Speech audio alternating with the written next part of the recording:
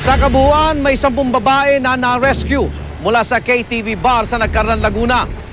4 sa kanila, pinaghihinalaang menor de edad.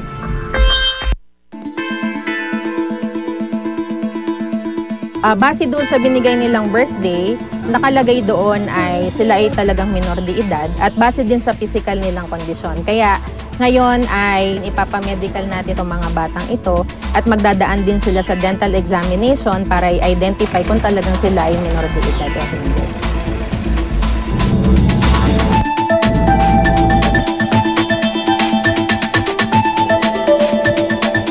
Nandito tayo ngayon sa Camp Vicente Lim sa Calamba, Laguna, Regional Dental Service upang ipa-dental examination natin yung tatlong allegedly minor na rescue natin.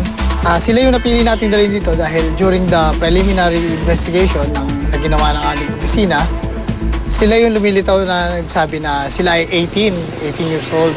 So para ma-verify natin kung talagang totoo yung kanilang edad, minabuti ng ating opisina na isagawa itong dental examination to prove otherwise kung talagang sila ay minor pa o hindi na sila minor. 4 yung ating allegedly na minor. Subalit, yung isa doon, talagang inamin niya na minor pa siya. She is 17 turning 18. Upon examination, nakita namin na yung isa sa mga bata ay tumubo na lahat ng third molars. Kaya siya ay hindi na minor de edad. 2 sa mga babae ay maaaring nasa pagitan ng 17 to 21 years old sapagkat hindi pa tumutubo lahat ng third molars nila. Pagkatapos po ng documentation, ang ginawa po natin ay inayos na po natin yung mga kaukulang demanda. So, the suspects will be facing for violation of Republic Act 9208. Pa-file po natin ang kaso dito ay qualified trafficking. Once they will be found guilty of the offense, ang penalty po dito ay life imprisonment o di kaya fine of not less than 2 million but not more than 5 million pesos. Doon po sa mga namamahala at saka empleyado, ito po yung natayong may-ari or owner, yung cashier, yung isang mamasang at saka yung bouncer po.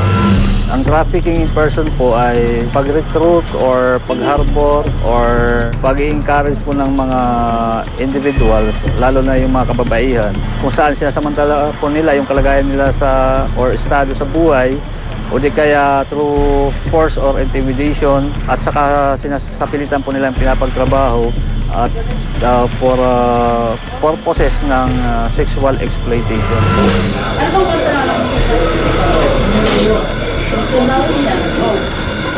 Anong sabi niya? Hindi ako nagsabi sa kanya. Nagulat na lang ako. Nasa mall na siya. Dala niya na yung gamit niya. Dala siyang gamit. Yung ibang damit niya. Lumayas daw. Mas may edad ka sa kanila, mas may isip ka sa kanila. Alam mo pala nandito. Hindi. Hindi ko naman alam na 13 anos yun. Sa Republic Act 9208, lahat po ng mga nare-rescue po natin ng mga entertainers o di kaya mga GRO, sila po ay biktima po dito. More or less, once na hindi po sila minor, sila po ay nire-release ng DSWD. Since na yung sinasabing isang recruiter po dito, yung isang GRO or entertainer, at considering siya ay victim din dito sa circumstances, ay hindi po natin siya sasampahan ng kaukulang kaso.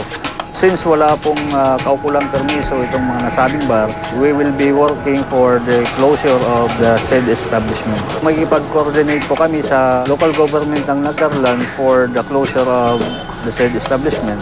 At saka i-present na lang po namin yung mga ebidensya po na nakuha po namin sa operation. As of now, nandun po sila sa isang facility ng DSWD. Nasa adjustment period sila kasi bago sa kanila yung environment. Nag-undergo na sila ng medical examination with our medical officer. We also plan to have an orientation about trafficking, RA 9208, para po maintindihan nila kung bakit na-rescue sila at bakit hinuli yung employer nila or yung may-ari ng bar. Naka-under temporary shelter po sila while locating relatives, saka na-assess yung family kung pwede silang ibalik sa mga families nila.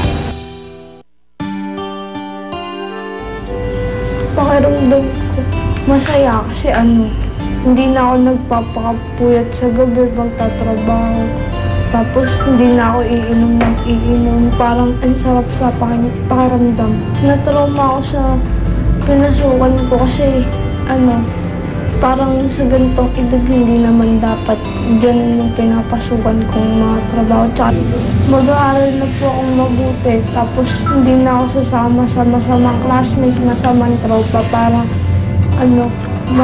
maayos po yung pag-aaral ko ulit. Mas napalapit kami sa isa't isa. Mas parang magkakaibigan na lang kami magnanay. Natutunan ko, kailangan unawain mo ang mga anak mo lalo para hindi sila lalo maligaw ng landas. Kailangan lagi nandyan yung pangunawa mo, nandyan yung lagi silang tatanungin kung ano ba yung dapat mong gawin para hindi lang sila mapunta sa kung saan. Hindi ka na parang magulang talaga eh. Ang papel na isang magulang ngayon sa mga anak, parang kaibigan, para nang sa ganun, hindi lumayo yung loob nila sa'yo. Kung meron kayong nakuhanan na aktual na rescue operation na nagpapakita ng kabayanihan, maaari nyo ito i-upload sa www.uscoop.tv. Hanggang sa susunod na Huwebes mga igan, ako naman Arnold Glavio, dito sa Rescue, naniniwala kami kahit sino pwedeng tumulong.